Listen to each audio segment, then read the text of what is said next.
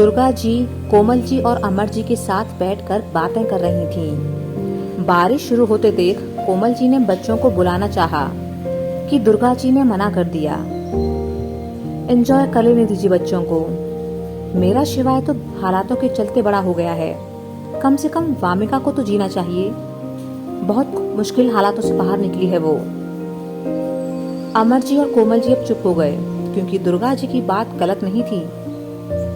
कुछ देर बाद अमर जी बोले, भाभी, हम लोगों के दिमाग में ख्याल आया है, यह कह सकती हैं कि हमारी एक इच्छा है। अगर आपको भी बिना दिक्कत के वो मंजूर हो तो फिर इससे बढ़कर हमारे लिए खुशी की बात हो ही नहीं सकती। दुर्गा जी, साफ साफ कहिए ना, क्या बात है? कोमल जी, हम अपनी बेटी वामिका की शादी शिवाय से करना चाहते हैं, और वो सिर्फ और सिर्फ इसलिए कि अगर आपके जैसी प्यार करने वाली सास उसे मिलेगी तो हमारी तो टेंशन ही खत्म हो जाएगी। फिर शिवाय तो देखा परखा बच्चा है, इसकी साफ कोई तो हम आज देख ही चुके हैं। अमर जी, भाभी, हमें नहीं लगता कि हमारी बेटी को इस घर से बेहतर कोई और घर मिल सकता है। अगर आपकी रजामंदी हो तो हम हमारी दोस्ती को रिश्ते में बांधना चाहते हैं। दुर्गा जी ने जब यह सुना तो उनकी खुशी का ठिकाना ही नहीं रहा और वो जोर से हंस पड़ी। अरे, आप लोग भी कमाल करते हैं। भला मुझे क्या आपत्ति हो सकती है? मेरी तो वामिका को अपनी बहू बनाने की तमन्ना तब से है जब ये दोनों स्कूल में साथ पढ़ते थे। आपको याद है ना, मैं हमेशा कहती थी कि शिवाय की शादी वामिका से करवा दूं। आप लोगों ने तो मेरे मुंह की बात कह दी। इस रिश्ते से मुझसे बढ़कर खुशी और किसे होगी? मुझे तो एक बेटी मिल जाएगी जिसकी मुझे बरसों से इच्छा थी। अमर जी और कोमल जी उनकी बात सुनकर बहुत खुश हुए। तो फिर हम रिश्ता पक्का समझें? दुर्गा जी, अभी नहीं। अभी तो इस रिश्ते के लिए हम तैयार हुए हैं, पर क्या हमारे बच्चे राजी होंगे? अमर जी अब सोच में पड़ गए। कोमल जी, कहीं उन्हें ऐसा ना लगे कि हम उन पर रिश्ता थोप रहे हैं। दुर्गा जी, एक काम करते हैं कि हम उन्हें अपनी इच्छा बता देंगे और फिर दोनों को कुछ वक्त देते हैं ताकि वो एक दूसरे को समझ सकें। उसके बाद उनसे उनकी राय पूछ लेंगे। अगर वो राजी होंगे तो हमसे ज्यादा खुशी और किसे होगी भला? अमर जी, यह भी ठीक है भाभी। दुर्गा जी, और आप एक काम कीजिए भाई साहब, सबसे पहले वामिका को हॉस्टल से निकाल यहाँ इस घर में रखिए। जब यहाँ अपना ही घर है तो हॉस्टल में क्यों रहना? फिर वहाँ का खाना भी अच्छा नहीं होता है। यहाँ मेरी नजरों के सामने दोनों बच्चे साथ रहेंगे तो ज्यादा बेहतर है। पढ़ाई में भी कोई दिक्कत नहीं होगी क्योंकि दोनों साथ हैं, और काम की वजह से शिवाय कॉलेज कम जाया करेगा तो वामिका उसकी मदद कर दिया करेगी। अमर जी और कोमल जी अब इस बात के लिए तुरंत तैयार हो गए क्योंकि इस अनजान शहर में उनकी बेटी को यह सुरक्षित घर मिल जाएगा। इससे तो उनकी टेंशन ही खत्म हो जाएगी। शिवाय ने जब वामिका को खुद को एकटक देखते हुए पाया तो हंस गया और बोला, क्या हुआ? मैं तो मजाक कर रहा था, तुम इतनी सीरियस क्यों हो गई? वामिका ने जब यह सुना तो उसके कंधों पर थप्पड़ों की बरसात शुरू कर दी। तुम ना सच में पागल हो, कुछ भी बोल देते हो। अभी इतनी मुश्किल से तो एक पागल से छूटी थी और तुमने फिर से वही शादी की बातें करना शुरू कर दिया। शिवाय उसके हाथों को पकड़कर बोला, शुरुआत तो तुमने की थी ना? वामिका, हाँ तो मैं जो चाहे कर सकती हूँ, लेकिन तुम ऐसा कुछ नहीं करोगे। शिवाय चौंका, और वो क्यों? वामिका, हम दोनों की दोस्ती में अपने मन की करने का मुझे हक ज्यादा है। तुम ले देकर कभी कभी तो बोलते हो, फिर उस पर भी तुम्हारी ही चलेगी, ये तो गलत है ना? दोनों अभी आपस में झगड़ ही रहे थे कि तभी बारिश के पानी की वजह से आगे बढ़ती वामिका फिसल कर जमीन पर धम से गिर पड़ी। सिवाय उसे ऐसे गिरते देखकर हंसने लगा तो वामिका शांत सी हो उसे देखने लगी क्योंकि उसने बहुत समय बाद शिवाय को आज फिर से इस तरह खुलकर हंसते हुए देखा था। शिवाय अपने हंसने में इतना मगन था कि उसने ध्यान ही नहीं दिया कि वामिका उसे देखे जा रही है। वामिका ने उसे खुद की मदद करने के लिए कहा और अपना हाथ आगे बढ़ा दिया।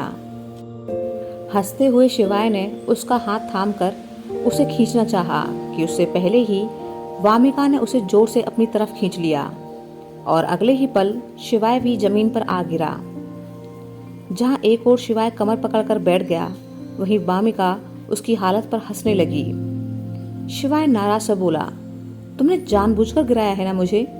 वामिका, हाँ, क्योंकि मेरे गिरने पर तुम्हें बहुत हंसी आ रही थी ना। शिवाय, हद करती हो यार। वह उठ खड़ा हुआ और साथ में वामिका को भी खड़ा किया। अब तो अंदर चलो, बारिश में भीग भी लिए और गिर भी पड़े। वामिका, अभी एक और काम बाकी है। शिवाय, क्या? वामिका, आज ना हम डांस करते हैं। शिवाय, पर मुझे डांस नहीं आता।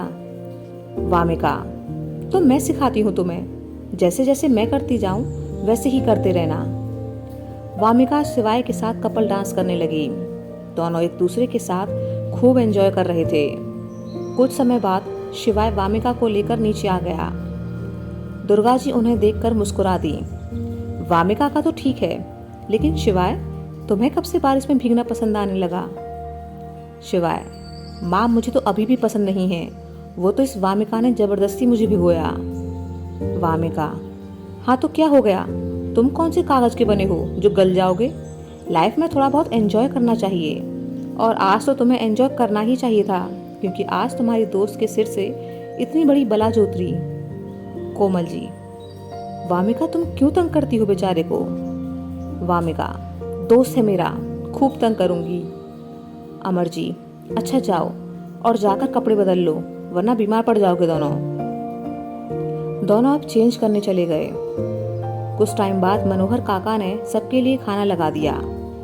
खाने के बाद जब सभी एक साथ बैठकर बातें करने लगे तो अमर जी कोमल जी का इशारा पाकर बोले, शिवाय और वामिका, हम लोग तुमसे कुछ बात करना चाहते हैं। मैं जो कह रहा हूँ उस बात पर ध्यान दो, और देखो, आखिरी फैसला तुम्हारा होगा, तो सोच समझकर ही फैसला लेना। वामिका, ऐसा भी क्या है पापा? अमर जी, पहली बात तो यह कि तुम हॉस्टल में नहीं, यहाँ रहोगी। अपने बेस्ट फ्रेंड और दुर्गा आंटी के साथ रहने की बात सुनकर वामिका बहुत खुश हो गई। अगर शिवाय और आंटी को कोई दिक्कत नहीं है तो मैं रह लूंगी। शिवाय, हमें क्यों दिक्कत होगी? तुम आराम से रहना, मैं तो पहले ही कह रहा था। वह अमर जी की तरफ मुड़ा, और दूसरी बात अंकल? अमर जी, देखो बेटा, हम वामिका के लिए एक गलती कर चुके हैं, दूसरी नहीं करना चाहते, और अब तो हमें डर है कि पता नहीं इसे कैसा ससुराल मिलेगा या कैसा पति मिलेगा। पर हम तुम्हें जानते हैं और दुर्गा भाभी को भी बहुत अच्छे से जानते हैं। हम लोग चाहते हैं कि हमारी दोस्ती रिश्तेदारी में बदल जाए। वामिका चौंकी, ये क्या बात कर रहे हैं आप? दोस्ती रिश्तेदारी में कैसे बदल जाएगी? कोमल जी, अगर तुम दोनों की शादी हो जाए तो फिर तो रिश्ता बन सकता है ना? शिवाय और वामिका यह सुनकर दंग रह गए। शिवाय, पर हम दोनों तो दोस्त हैं। अमर जी, और तुमसे किसने कहा कि दोस्तों में शादी नहीं होती? बल्कि वो तो ज्यादा अच्छे पार्टनर साबित होते हैं। यह तो तुम्हारे लिए ही अच्छा है ना कि तुम दोनों को एक दूसरे को समझने की जरूरत नहीं पड़ेगी, क्योंकि तुम पहले से ही एक दूसरे को जानते हो। कुछ वक्त ले लो ताकि और अच्छे से एक दूसरे को जान सको। पर मुझे नहीं लगता कि तुम दोनों को एक दूसरे से बेस्ट कोई मिल जाएगा। शिवाय और वामिका दोनों चुप हो गए। उन्हें समझ नहीं आया कि वो क्या कहें। दुर्गा जी, देखो, तुम्हारे साथ कोई जोर जबरदस्ती नहीं है। तुम आराम से सोच समझकर अपना फैसला ले सकते हो। कुछ वक्त बिताओ एक साथ, एक दूसरे को और भी अच्छे से समझो। और अगर फिर भी तुम्हें लगता है कि नहीं हो सकता तो फिर हम जबरदस्ती नहीं करेंगे।